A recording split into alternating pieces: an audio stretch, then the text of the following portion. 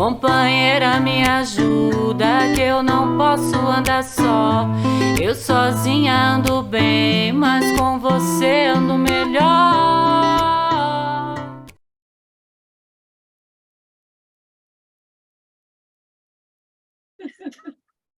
Deixa eu parar de brincar. Mar.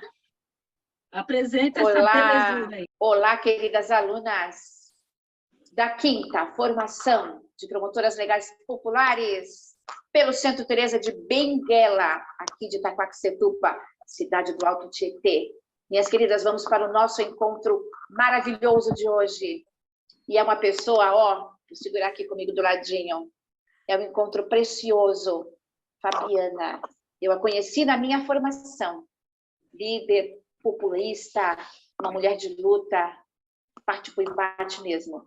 Mas o assunto hoje é intolerância religiosa. E falar sobre esse assunto é extremamente delicado, mas ela vai falar com propriedade. Assim como eu, assim como Patrícia e todas vocês também, aí na apresentação do nosso conteúdo. Então, vamos a ele, minha querida, minhas queridas lindas. Vamos a ele? Conosco, então, hoje, Fabiana, Patrícia. Vamos lá? Peço a benção à ancestralidade negra africana, peço licença aos orixás, Mutumbá para quem é de Mutumbá, Colofé, Saravá, Macuyu, e para quem não é, Axé. Eu me chamo Fabiana Marques do Carmo, sou sacerdotisa, sou Ekede, Fabi Dogum, pertenço ao Ilê Axé da Guibanican, que fica na Zona Leste, no bairro da Vinhocuné. É um Ilê Axé, que o Ilê significa casa, mas podemos também chamar de terreiro. Já temos 32 anos. Nessa casa, eu estou já há 4 anos. Sou iniciada há 13 anos. Como eu sou Ekede é um cargo que a gente já nasce, né? Já nasce mãe, né? Eu sou os olhos do orixá. Sou Oju. Oju é olhos. E a minha nação é Queto. Mas também eu peço licença e reverencio também as outras nações, né? De Angola, Jeje, Efon, até mesmo a Umbanda, né? Porque eu não vou falar que nós somos religiões tradicionais, vou falar que nós somos religiões afro-brasileiras, né? Porque nós vivemos, nós cultuamos tudo isso. Além de tudo, de formação, eu sou assistente social, sou especialista em direitos humanos, diversidade e violência pela Universidade Federal da ABC, sou especialista em cidades, territórios, planejamento de cidades e participação comunitária pela Universidade Federal de São Paulo e mestrando em antropologia pela Universidade Federal da Grande Dourados.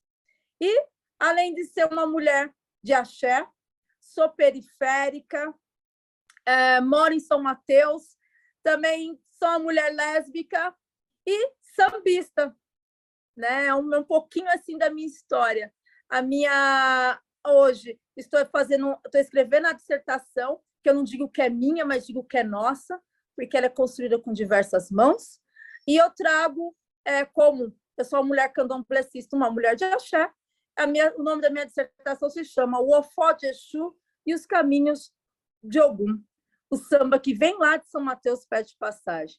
E é com grande carinho, com grande dengo, que eu venho até vocês novamente. Eu lembro que eu apareci, acho que foi em 2017, 2018, por aí, estar junto com vocês.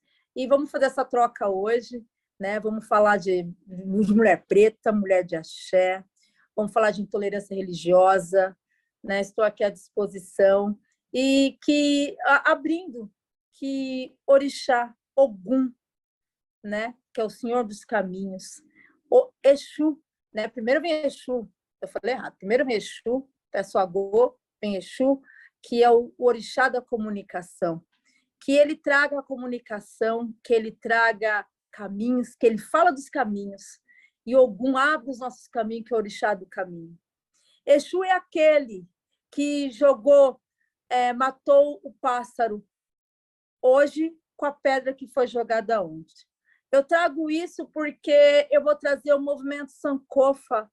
O movimento Sankofa é aquele passarinho, a dica, né, da mitologia africana, que a cabecinha dele é voltada para trás e ele diz assim: não é vergonha voltar ao passado para aprender, para trazer para o presente, né, e compartilhar, para que nós possamos construir um futuro melhor. Então, hoje, o meu papel é esse: aprender com o passado, trazer para o presente, para ajudar não só eu, mas todas nós a construir um futuro melhor. É isso.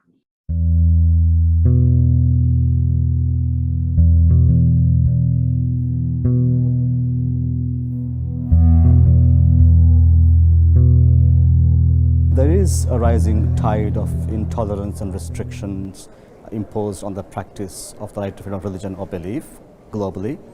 I focus on two trends that are linked to this. One is the increasing politicization of religion and also the securitization.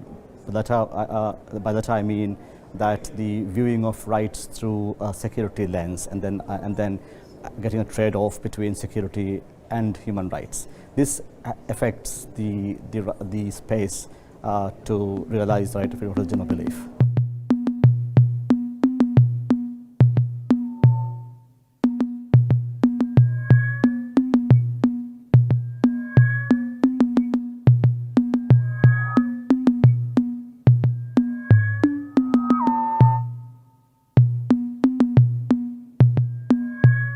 Dialoga com o mundo, né? Porque o diálogo da intolerância religiosa no mundo é muito voltado como se fosse uma rixa puramente por relações de poder em países muçulmanos contra países cristãos e cristãos contra muçulmanos. Nós estamos falando das questões internas dos países, dos efeitos internos que tem nos países. É o caso do Brasil, não está em guerra com ninguém. Não tem nenhum grupo grande organizado aqui que se assume do ponto de fanatismo religioso para ser. Muito pelo contrário, os grupos que atacam têm expressão de espaço de poder na máquina pública, né?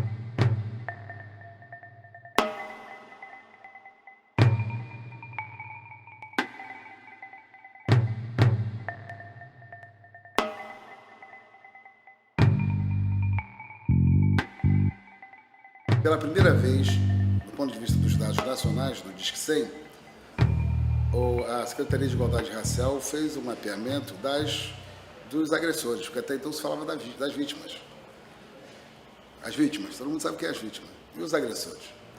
E aí uma coisa um dado novo que aparece ali, que é alarmante, primeiro é o desconhecido, segundo é o vizinho, terceiro é no ambiente escolar, seja o professor ou o educador. Então é um absurdo que você tem quase 5% como terceiro, né, agressor no ambiente escolar, que o ambiente escolar devia ser, na verdade, para educar pela diversidade, pelo respeito, você tem no ambiente escolar como uma fonte de fomento da intolerância religiosa. A intolerância religiosa não é contra o estrangeiro, é contra o brasileiro mesmo. A característica brasileira é igual ao racismo, é diferente. Não é contra o imigrante. Até tem reações contra imigrantes no Brasil, em São Paulo tem, em outros lugares tem, mas a dimensão é muito maior, por exemplo, as religiões, os cultos de origem africana, que são de brasileiros, não é o africano que está aqui, porque muitos africanos que estão aqui são até cristãos, né? Uma das questões que tem que ser amplamente discutida para essa imagem de um Brasil que acolhe todo mundo e respeita todos.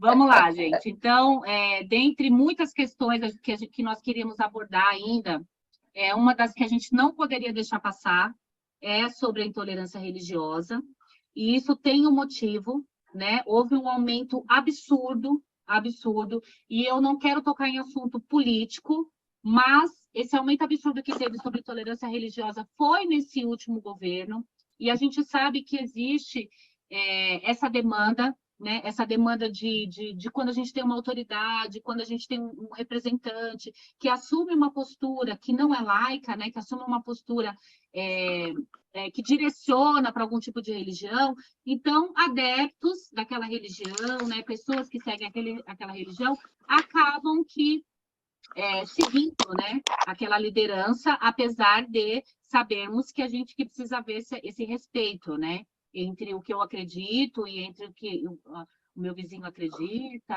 e que na política a gente não deveria a religião não deveria influenciar na política, porque a nossa Constituição diz que somos livres para escolher em qual religião vamos professar a nossa fé. Mas, né, vamos continuar. Então, o que é intolerância religiosa? A intolerância religiosa envolve o preconceito que gera discriminação, profanação, ofensas e agressões contra outras pessoas, por conta das suas crenças. Sendo um país laico, o Brasil, do ponto de vista jurídico, né, o Brasil respeita o que diz a Declaração Universal dos Direitos Humanos, estabelecidos pela ONU, e possui em sua Constituição Federal, nossa Constituição é de 1988, no seu artigo 5º, que assegura a igualdade religiosa e a laicidade do Estado brasileiro. Um adendo, Patrícia. Sim. Quando falamos em Estado laico, é que esse Estado de poder, esse Estado de instituições políticas, administrativas, ele prevê, ele assegura a neutralidade do Estado. Então, o líder, nós, quando declaramos aqui e reconhecemos que o nosso Brasil é um Estado laico, é porque nós temos exemplos mundiais em que observamos os dois poderes juntos. Ele exerce um poder do Estado político, administrativo e também líder religioso. E nós vemos ações extremamente extremistas mesmo, em nome dessa religião, que vira tudo uma coisa só. Então, quando a gente fala do Estado laico, é isso. O Estado ele não pode interferir na sua prática religiosa, no exercício seu religioso, cultural. Então, é assegurar a neutralidade. Isso é princípio democrático. Sim. E aí, quem são os principais alvos, né? E esse é o motivo da Fabi ser a nossa palestrante de hoje, né? Quem são os principais alvos? Dados divulgados pelo Disque 100 mostram que, no Brasil, a maior parte das denúncias feitas por vítimas de intolerância religiosa é registrada contra a Umbanda e contra o Candomblé. De acordo com uma pesquisa feita pelo UOL, na qual foram ouvidos historiadores, sociólogos, pais de santos, padres e pastores evangélicos, os maiores alvos são os de religião de matriz africana, o que leva a crer que existe um preconceito estrutural, né? Nós fomos colonizados, né? Nós fomos obrigados, vamos dizer, os nossos ancestrais, né? Eles foram obrigados a seguir o cristianismo, a seguir a religião do qual os nossos colonizadores eram adeptos, né? E, para além disso, né, desse preconceito estrutural contra a religião, existe ainda o racismo, a xenofobia nesses movimentos de ódio contra as crenças africanas. Então, a gente consegue entender que, além da religião, existe ainda outras coisas atravessando essa pessoa, né? Então, essa pessoa ela é preta, essa pessoa ela veio de um outro lugar, essa pessoa ela tem uma outra religião. Então, ela é atravessada de várias maneiras para que seja gerado esse ódio contra as pessoas, né? As pessoas que são de matrizes, né, africanas. Alguns dados eu trouxe aqui, não são todos, tá? Eu sempre aconselho que vocês busquem mais informações, que vocês se aprofundem mais nos temas. Mas para que a aula não fique tão extensa, então eu trago alguns dados só para a gente parar para refletir. Então, hoje, tá? Eu peguei esses dados 2022. O Brasil registra 3 casos por dia de intolerância religiosa. 3 casos por dia. Só neste ano, o país teve 545 denúncias. Isso no primeiro semestre, tá? Provavelmente, esse número provavelmente já deve ter dobrado. Essas denúncias foram registradas apenas no Disque 100. Então, a gente não parou aqui para contabilizar, por exemplo, subnotificação, os casos que não são denunciados, aqueles casos que não são levados adiante. e etc. Ele pode se dar de inúmeras formas, como verbal, escrita, gestual, e aí mortes, casos de mortes, né? E outros casos afins, casos que às vezes a gente nem fica sabendo, né? Destruição de patrimônio, as violências são as mais diversas, né? E de 2019 para cá, houve um aumento absurdo de 547% de denúncias. E isso porque, com certeza, esse número é muito maior por conta da subnotificação. Pode falar, Má. Então, eu ia colocar o seguinte, esse racismo estrutural. Voltando um pouquinho na nossa história, né? A gente tem que viajar e voltar lá um pouquinho. Você falou muito dos negros, mas também teve os indígenas também, que não foram considerados, né? Que realmente reverenciavam seus deuses da natureza e também sofreram com essa imposição da religião cristã, católica cristã. Enfim, então, os nossos colonizadores europeus, quando aqui chegaram, encontraram os índios, que também tinham a cultura deles, a religião deles. Então, eles também sofreram essa discriminação. Né? Essa colocação.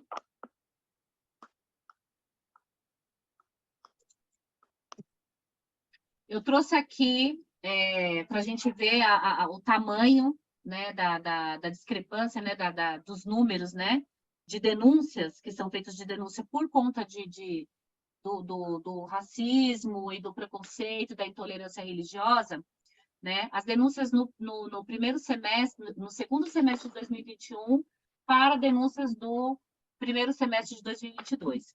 Então, não precisa nem analisar muito aqui, né? Que a gente já vê que as religiões de matriz africana, as denúncias são consideravelmente maiores, né? Absurdamente maiores, né? Então, nesse ano, no primeiro semestre, a gente teve 44 denúncias de pessoas que sofreram intolerância religiosa. Tivemos evangélicas, 12 pessoas, 44% não, né? 44 pessoas. Evangélicas, 12. Católicas, 7. Judaísmo, 3. Islamismo, 3. Bruxaria, 0. E outras religiões, né? Sem contar que existem muitas outras religiões, né? Ainda tem essa questão, né? Mas a gente vê que em relação a todas as religiões, as religiões de matriz africana são as que realmente, as afro-brasileiras, né? São as que realmente sofrem esse impacto da intolerância. Sim, nós temos uma infinidade de outras denominações religiosas cristãs, além da católica, né? Então, que nem aí apareceu esse índice dos evangélicos, né? Não podemos pegar todos os evangélicos e colocar os evangélicos, mas são pessoas que seguem realmente o evangelho, o Velho Testamento.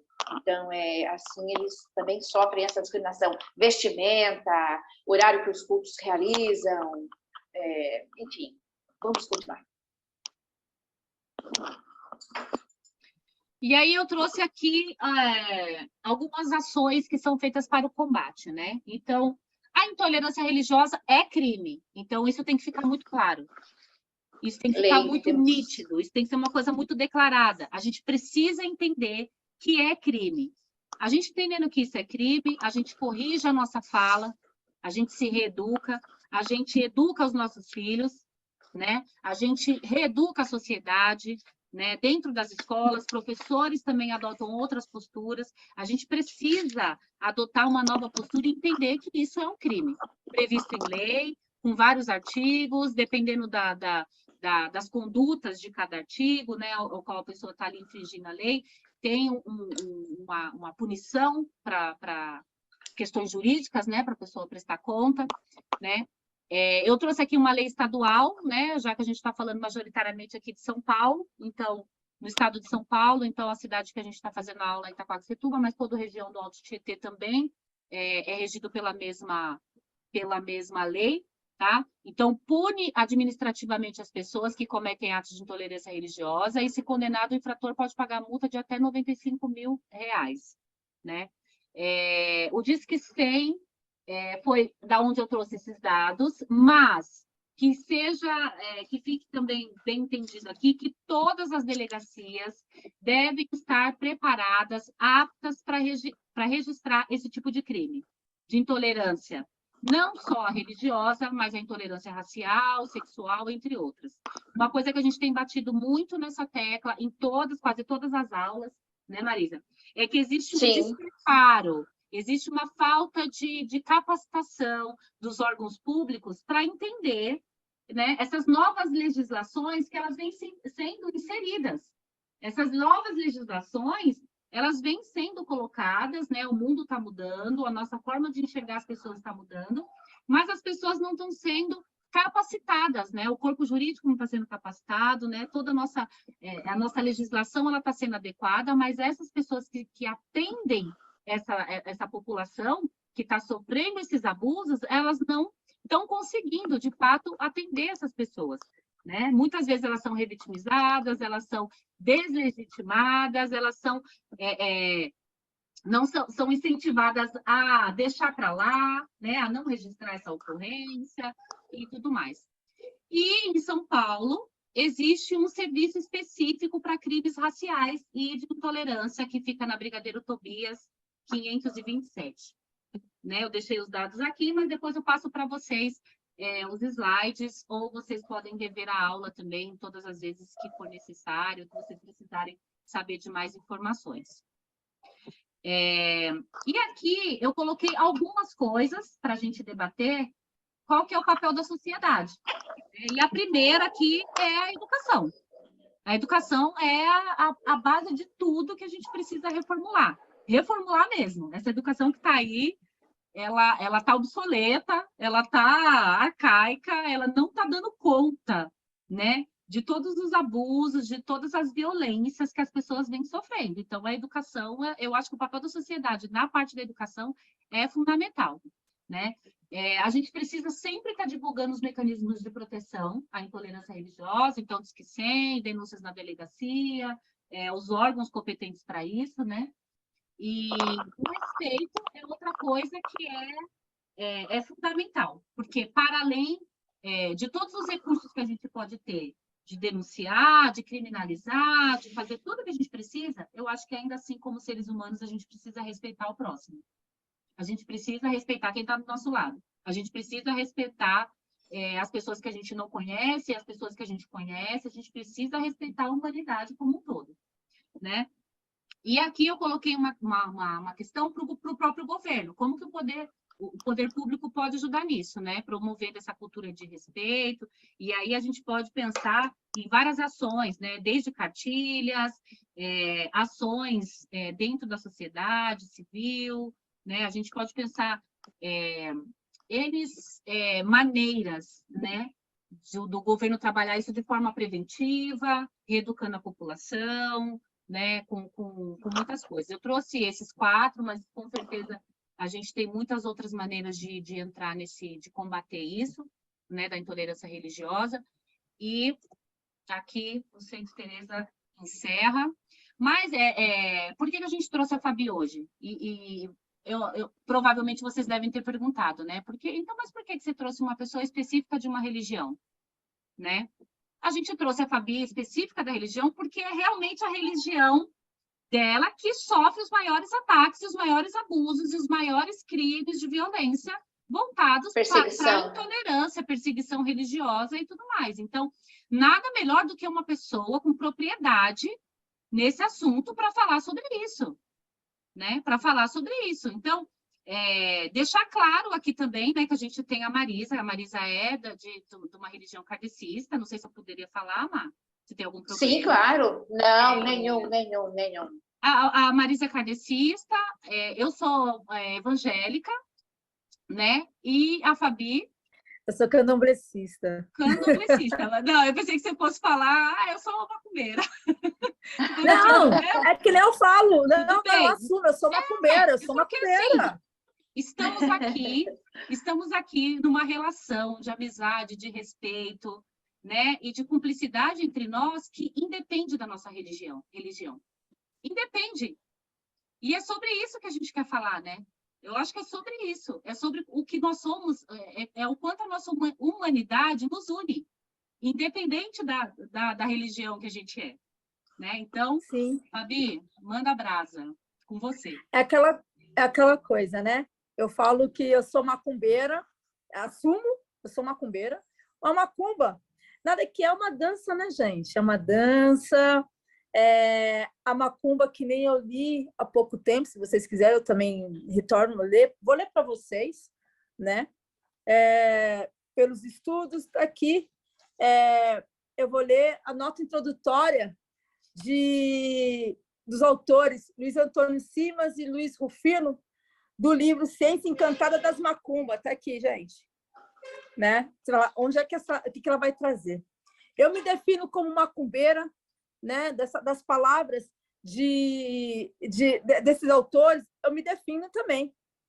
A definição é de caráter macumbeiro. A definição de caráter brincante e político, que submete sentidos preconceituosos, atribuído de todos os lados o termo repudiado, e admite as impurezas, contradições e rasuras como fundantes de uma maneira encantada e de encantar e ler o mundo no alargamento das gramáticas.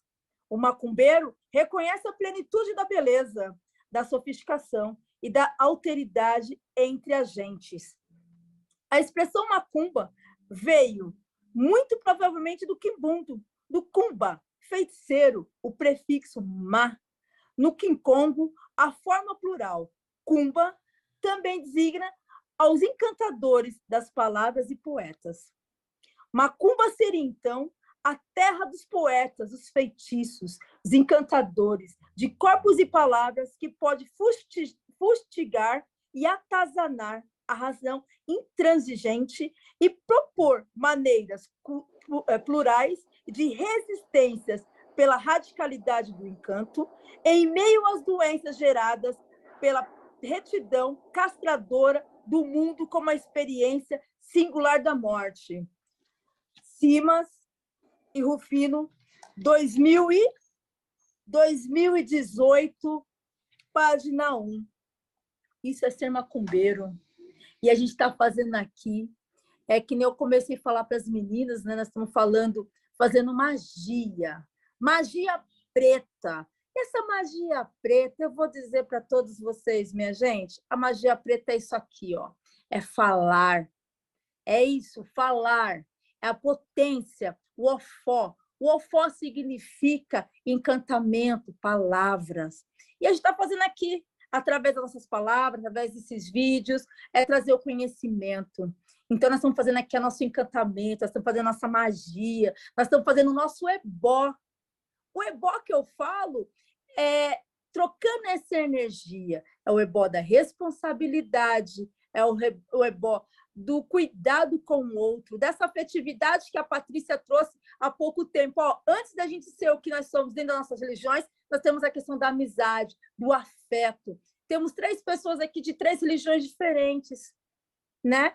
E aí, a gente, quando a Patrícia trouxe sobre a questão da educação, eu digo da consciência, a educação, mas a consciência. Não precisamos reformular o que já tem tudo aí, não. Vamos adquirir a consciência, vamos ter a nossa consciência crítica, vamos ter consciência para olhar o outro como igual. Que vivemos numa sociedade onde o preconceito, que é o prejulgar o outro por causa da cor, o credo religioso, a questão da orientação sexual, que as religiões de matrizes africana é uma da religião que mais abre os braços e acolhe a população da comunidade LGBTQIA+, e todos os mais. Realidade. Né? É a questão do respeito. As religiões de matrizes, né, é uma religião que acolhe. Essa violência tão grande que existe, Patrícia, é a questão, como você já disse lá atrás, né? A gente vem num processo de colonização, né? A gente vem num processo da onde que... Gente, desculpa ao barulho, porque morar na periferia em plena sexta-feira, essa hora da tarde, é a hora que a galera está começando a chegar do trabalho, então tem todas essas questões, como vocês também já sabem. A questão, a gente sabe que é uma questão histórica, a gente sabe o processo de escravidão que aconteceu aqui no Brasil e no mundo, né? A gente sabe a questão ocidental, eurocêntrica, branca, nós sabemos disso, e a gente sabe que a questão da ciência hemogênica, branca, que é a única sobre tudo. Mas eles não reconhecem os outros tipos de cultura, como a cultura negra, a indígena, a asiática, né? Eles não reconhecem. Mas, enquanto nós estamos aqui do lado sul, né? Podemos falar de epistemologias do sul, são daqui do sul, temos a nossa cultura, a população negra, os povos pretos têm uma, os povos originários da terra têm a deles, os ciganos, os ribeirinhos, né? Todos nós temos uma cultura, e aqui no Brasil, todos nós temos, cada povo tem a sua cultura, porém, vivemos na harmonia, né? E essa cultura eurocêntrica, branca, não condiz com a nossa cultura, porque a cultura negra africana, a cultura indígena, e entre outras, nós temos de uma outra filosofia, que é de sentir. Temos a nossa cosmopercepção, como Yurunque, que a autora africana diz em seus livros, né? A gente vem do sentir, a questão da energia, a questão do afeto, das trocas, que isso a cultura eurocêntrica branca não tem. Não tem essa questão do sentir, são mais a questão, por mais tem a questão da nossa racionalidade, mas também vem a questão do sentir. Eles vêm numa outra perspectiva, em outro viés.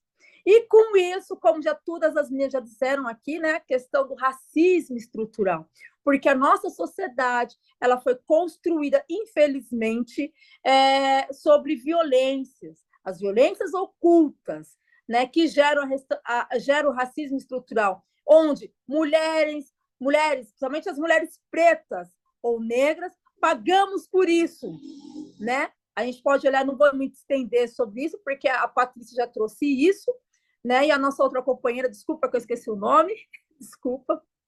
Eu não ouvi, desculpa. Marisa. Desculpa, Marisa. Elas já trouxeram sobre isso.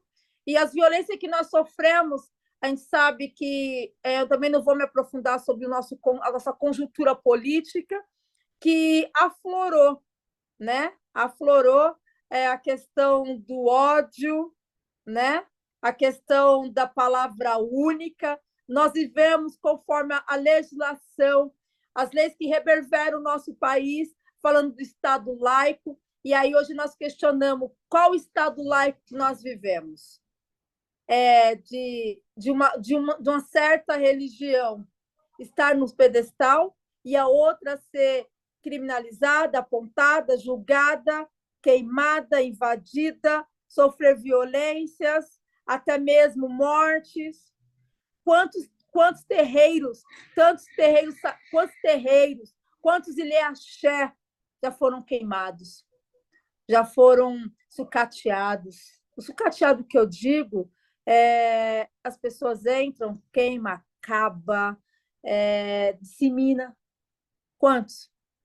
Quantos irmãos meus, irmãs minhas que foram mortos, né? Foram violentados, foram tirar a sua vida, foram espancados. Quantos? Eu fico, quando a Patrícia traz esses dados, eu fiquei imaginando, essas 4, 5, 50 pessoas tiveram a coragem de fazer a denúncia, e quantas outras agora, nesse exato momento, estão sofrendo? Quantas pessoas? Quantas pessoas agora estão sendo mortas por serem negras, por serem candomblecistas, umbandista, né? Ou que pratica também a questão da quimbanda? Quantos agora? Quantas mulheres de axé, né? Ialorixá, Babalorixá, quantos iaôs estão sofrendo agora?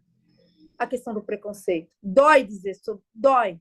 que quando um irmão, uma irmã minha, um irmão, uma irmã minha sofre uma violência, todos nós sofremos. É que nem aquele ditado, quando uma mãe preta chora, todas nós choramos, né? E quando um de nós é vítima de uma violência que acaba encarando na frente de uma bala ou a paulada, todos nós sofremos. Porque nós não entendemos, nós não entendemos isso.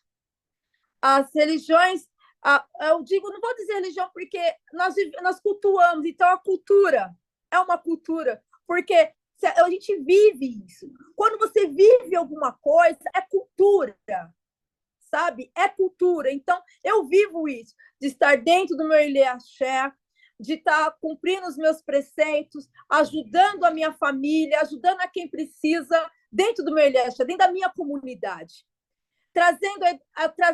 Passando o meu mais velho, que é a minha Alorixá, passa o conhecimento para mim e eu tenho por obrigação de repassar para os meus mais novos, né? Que são as crianças que são o meu futuro. E eu estava conversando isso ontem com a minha Alorixá, né? Porque ela falou assim para mim, filha, ela me chama de mãe também, mãe, o que a gente tem que passar para o outro, o que a gente recebe aqui, que vem na questão da oralidade, nós temos que passar. E dou o que doer, nós temos que passar, é resistência, sobrevivência. Se nós quisermos que o nosso sagrado continue sendo cultuado, temos que passar, enfrentando o que seja, a paulada, a bala, a injúria, enfrentando. Nós estamos aqui, os nossos corpos são políticos. Nós estamos aqui enfrentando, sobrevivendo, porque ser negro, ser mulher negra de axé, nessa sociedade, é difícil. Eu falo que é difícil viver. Eu falo que é difícil. Nós não vivemos, nós sobrevivemos. Porque esse corpo negro que está aqui, religioso, que carrega, que tem aqui, ele é um corpo interseccional, onde que cruza, né? A questão de gênero, a questão étnica, a questão da orientação sexual, a questão religiosa. Eu estou aqui, enquanto mulher negra. Dentro de mim há uma água, como todas as mulheres. Existe essa água, e essa água ela intersecciona. Eu falo do sagrado feminino. Eu cultuo o sagrado feminino. Eu cultuo as energias da natureza. A gente subentende-se que a gente não acredita num único Deus. Não, nós não acreditamos. Nós acreditamos em orixás, que é aquele que rege a questão da flora, da fauna, dos rios, das estradas. A gente acredita que cada orixá ele governa a cada coisa. Ogum, Exu, Ogum, as estradas, Exu, as encruzilhadas, porque o nosso corpo é a verdadeira encruzilhada. O corpo da mulher negra, a interseccionalidade se cruza, cruza. A gente acredita que é nas encruzas que a gente resolve a nossa vida. Todas nós, todo ser humano resolve a sua vida, porque às vezes a gente fica assim no lugar parado e aí vem uma solução daqui, uma solução de cá e outra de lá. Ogum é orixá dos caminhos, da tecnologia. Acreditamos que sem Ogum não existe a tecnologia. Sem Ogum não existe a questão da nossa comida, porque Ogum ele que traz o ferro. Ogum dentro da gente, tem Ogum dentro da gente, que o nosso sangue tem ferro. Quando o ferro acaba, o que acontece com a nossa saúde? Chamamos por Ogum. Trazemos Oxóssi como Odé e todos os seus caçadores, que aí entra Ossan. Ossan, a gente vou primeiro falar de Oxóssi. Oxóssi é o caçador. Oxóssi é o orixá da fartura. É o orixá da colheita. Né? Ossan é o orixá que ele manipula as ervas, que traz a cura através das ervas, que é onde os remédios que nós tomamos Ali tem um pouquinho de uma erva. Quer sair distraída de lá da Amazônia ou de uma outra localidade? Trazemos Xangô. Xangô, ele não é só o dono da justiça, mas também da sabedoria.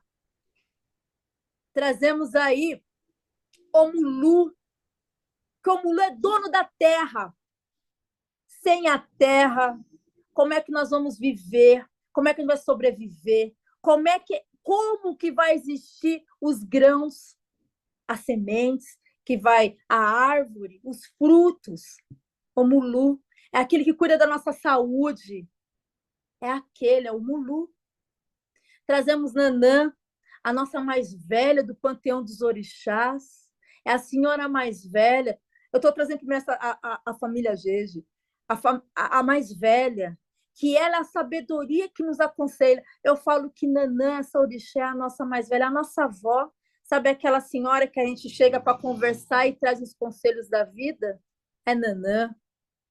Trazemos aí a força de Oxum, né? Que quando que traz o amor próprio, o ouro, a orixá que traz estratégia, o brilho, que todos nós temos Oxum. Todos os orixás que eu estou falando, a gente tem no nosso corpo.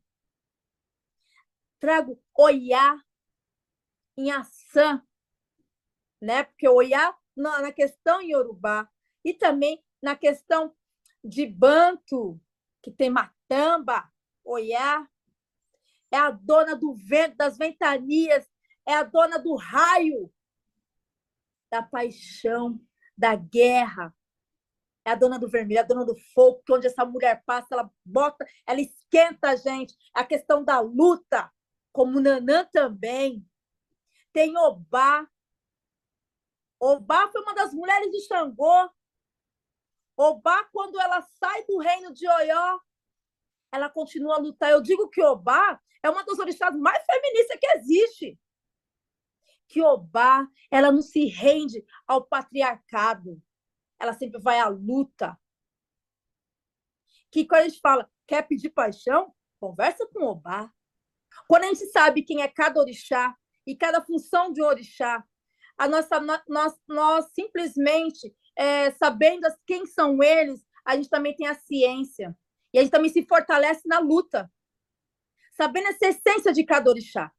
Como eu falei de Obá, que Obá, quando eu trago Emanjá, como também uma das mais velhas, que também aconselhamos ela, como ela está sempre, que é a mãe de todos. Quando eu trago também a questão de Oxalá, Oxalá é o branco, é o que traz o Alá, é o mais velho, né? Oxalá, porque o próprio cristianismo fala que é a questão de Jesus Cristo, mas a gente não tem nada a ver com essa questão do cristianismo. E aí, quando eu trago e tem outros orixás também, porque eu não vou estender muito, né? Porque são diversos. Quando a gente eu estou trazendo essa essência de cada orixá, é quando uma criança, que ela cresce dentro de uma comunidade. E essa criança, ela cresce, ela não é só responsabilidade do pai e da mãe dela, não. Ela é responsabilidade de todos nós que pertencemos a essa comunidade.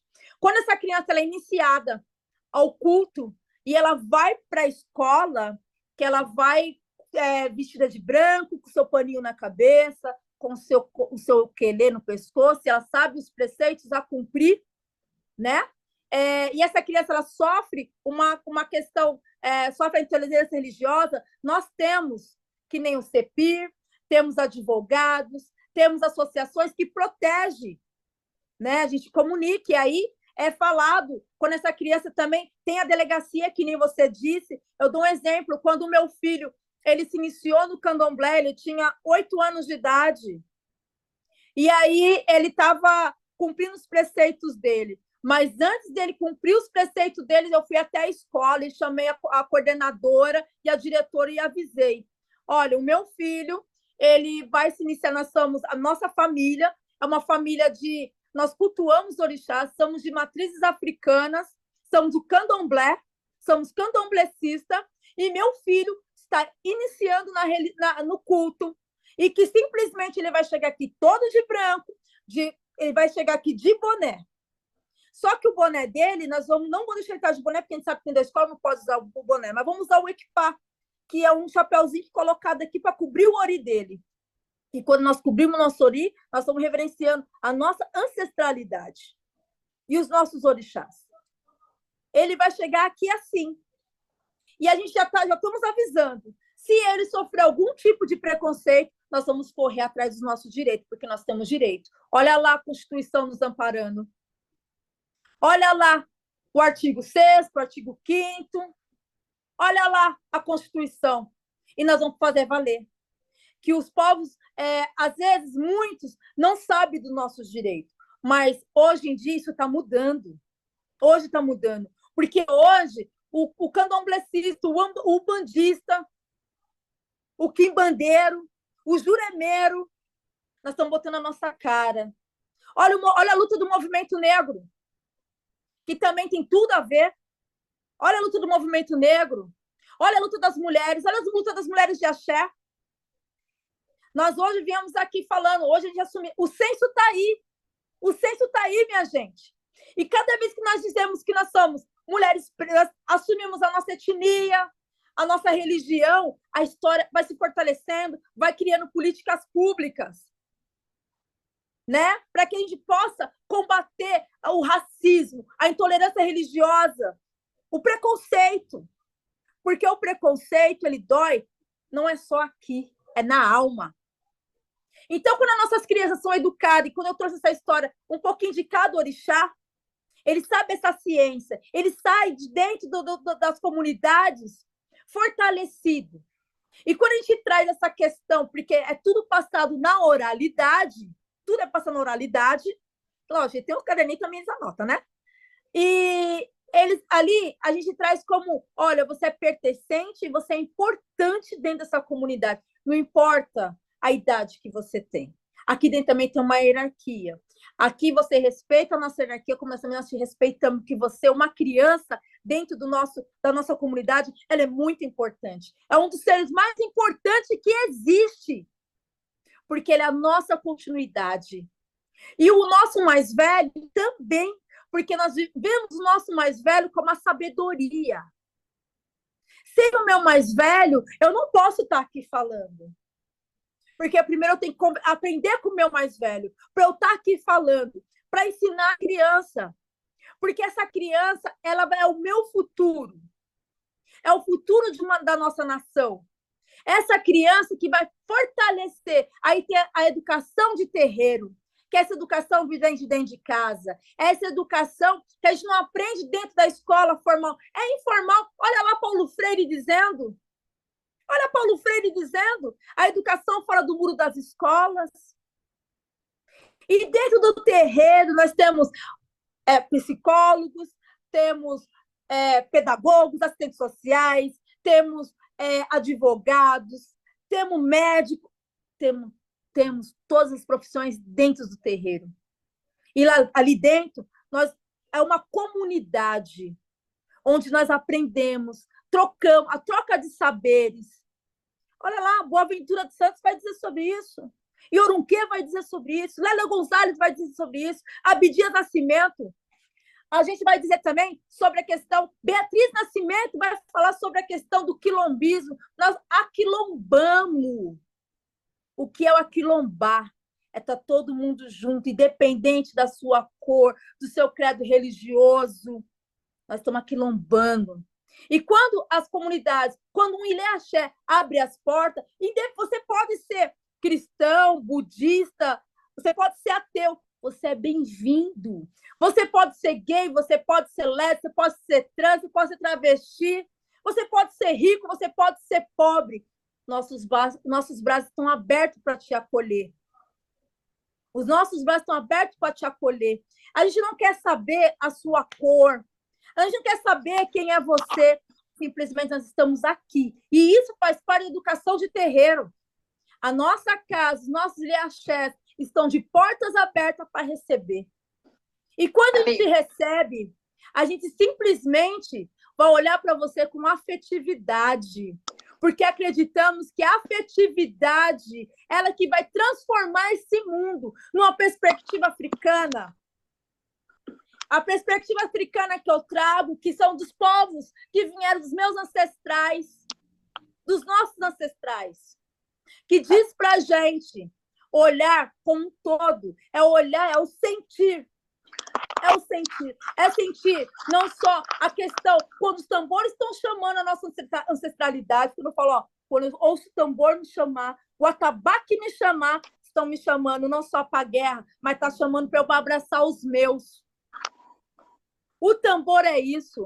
Quando eu falo o candomblé, a gente não tem a questão do cristianismo, não. A gente tem uma outra cultura. Aí, como eu falei, a questão da natureza. E eu falo, se eu for para olhar para uma perspectiva de Deus, de deusas, eu digo, eu vejo deusas. E essas deusas eu vejo numa mulher preta, uma mulher negra, que é essa mulher que segura a sociedade brasileira. Essa mulher que gesta, essa mulher que vai falar sobre o sagrado feminino. O sagrado feminino é a mulher que pare. Não digo não só a mulher negra, mas a mulher branca também, mas é a que pare. É a mulher que educa. Eu digo a mulher negra porque, olha só a questão da divisão de trabalho. Qual é a mulher que é mais discriminada? Qual é a mulher que sofre mais as violências? Essa mulher está inserida em todos os lugares, principalmente nas religiões de matriz africana. Olha só, quem é que está gestando? Já vou falar de matrigestão? Quem é que está lá na frente do seu Ilê Axé? Quem são? A grande maioria são as mulheres. Olha a história. Se a gente olhar para as empreendedoras, quem foram as primeiras empreendedoras, foram as mulheres pretas, foram as quintuteiras, as tias, né? Olha aí a nossa história. E essas tias, vou dar exemplo como tia Ciata, lá do Rio de Janeiro, que foi uma baiana, entre outras. Olha a Luísa Maim, que foi quituteira, que também é mulher de axé. E também, eu só digo que as mulheres também não são... As mulheres africanas também não são só mulheres cultuadoras, porque o candomblé, ele só existe aqui no Brasil, como o samba, só existe aqui no Brasil. É coisa brasileira. Fabiana, lá na África.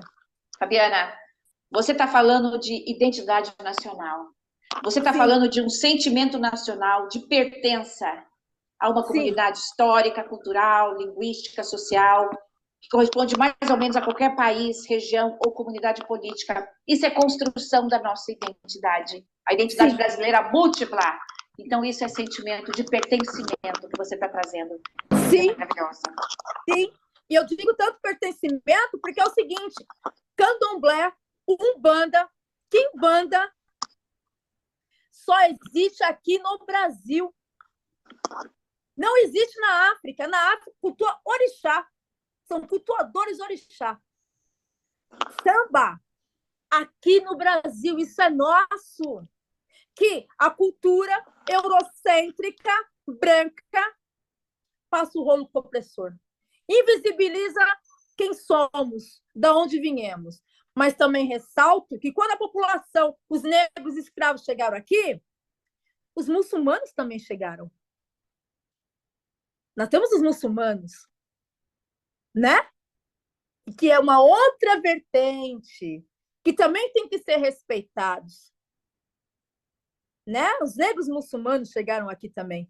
Se a gente olhar para a nossa história, a gente simplesmente tem a resposta do que nós estamos vivendo hoje.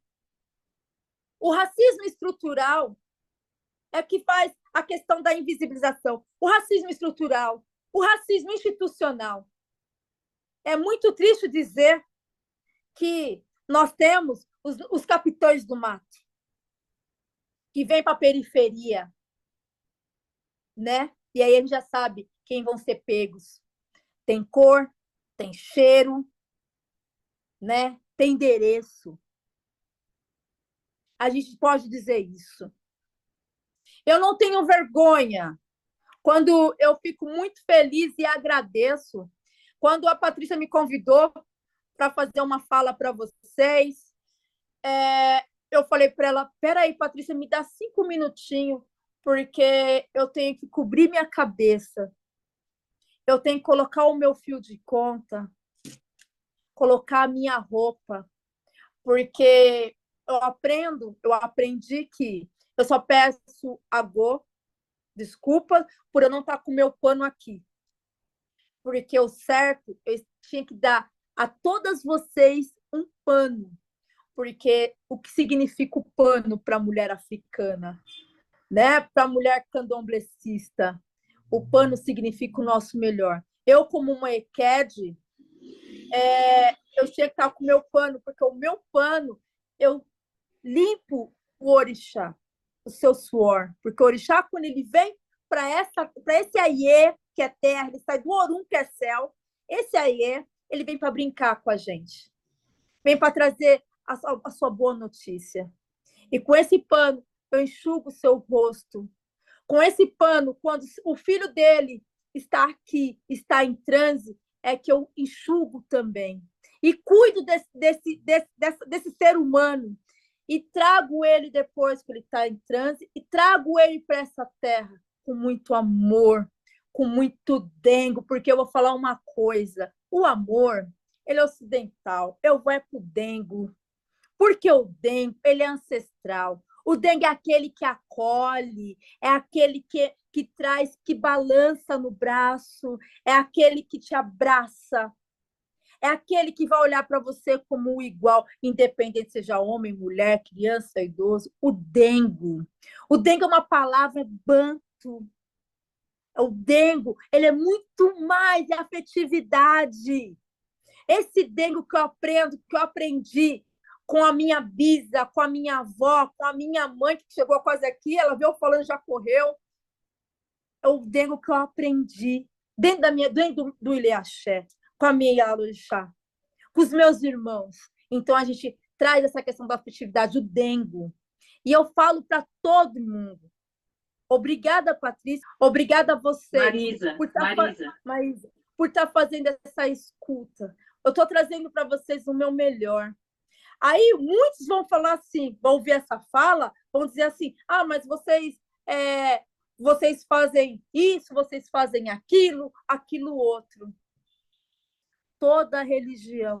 O ser humano, ele não é 100% bonzinho e nem 100% o bom, o bem e o mal. Para nós, matriz, nós não acreditamos no bem, no mal. Não acreditamos na questão do perdão. Nós não acreditamos nisso. Para a gente não existe o bem, não existe o mal. Não existe o céu, o diabo. Não existe. Para a gente não existe o diabo.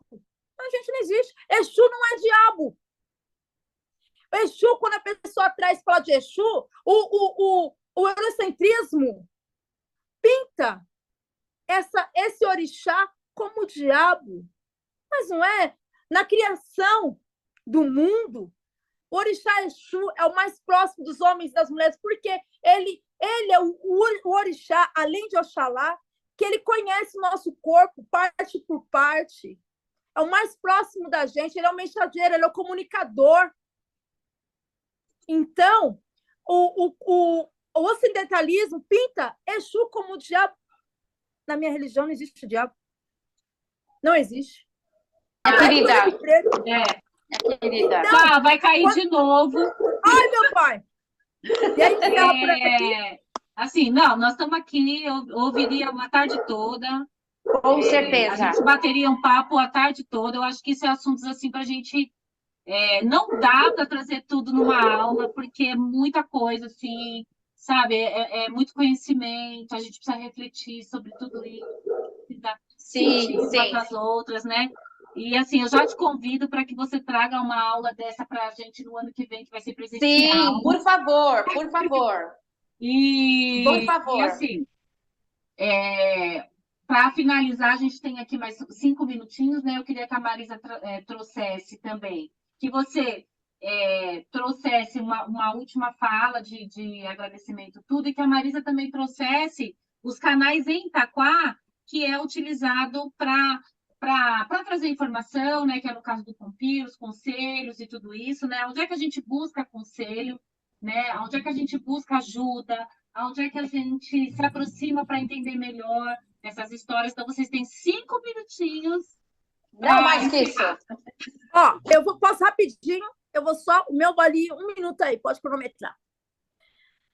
Agradeço a vocês o convite, por deixar falar um pouquinho sobre quem eu sou, da onde eu venho e sobre as religiões, né, de matriz africana, que Baba Miogum nunca deixe faltar bons caminhos a todos vocês, que a Oiá, né, que Oiá traga sempre bons ventos, acolhedores, né, que acolhe, que aqueça a gente, e que o samba, né, ele sempre traga alegria, leveza para a vida de todos nós.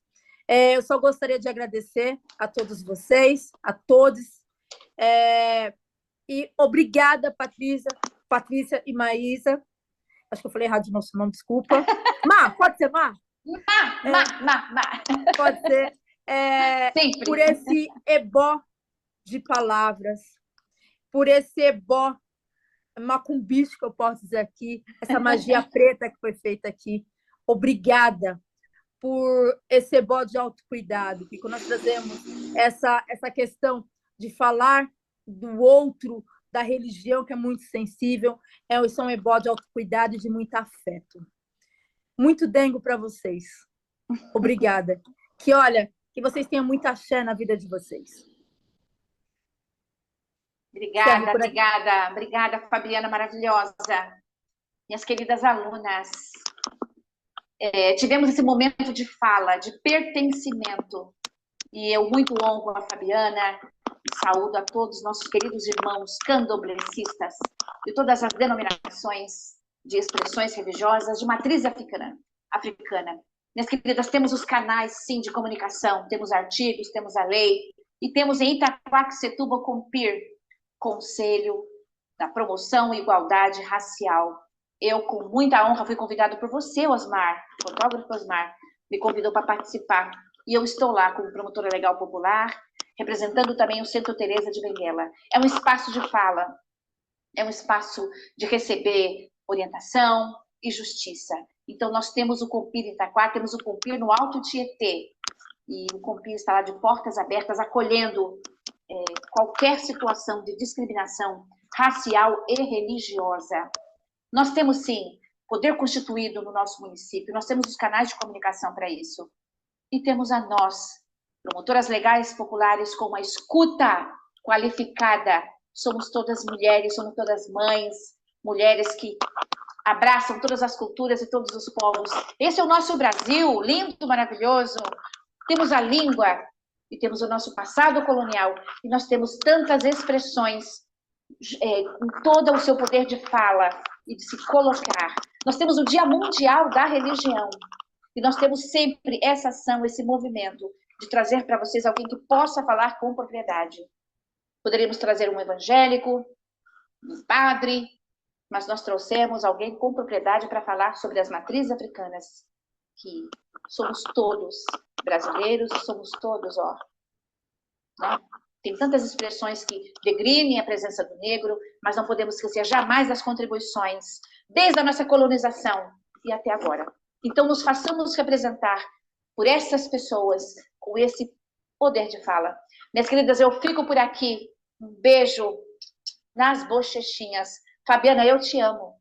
Quero te ouvir novamente. Esse é o nosso segundo e maravilhoso encontro. A Bayomi. Encontro precioso. História linda. História linda. Olha aqui, coisa linda. Um beijo, querida. Um abraço apertadinho. Meninas, obrigada também. Respeitem, né? Respeitem, eduquem seus filhos, eduquem suas famílias, sabe? Com amor, né? Com sororidade, com empatia. Tragam todos os sentimentos que forem bons e dividam e multipliquem isso muitas vezes durante a vida de vocês. Vocês vão ver que a lei do retorno acho que é para todo mundo. Tudo que você planta, você colhe. Tá bom? Um beijo, meninas. Obrigada, Fá. A gente se fala.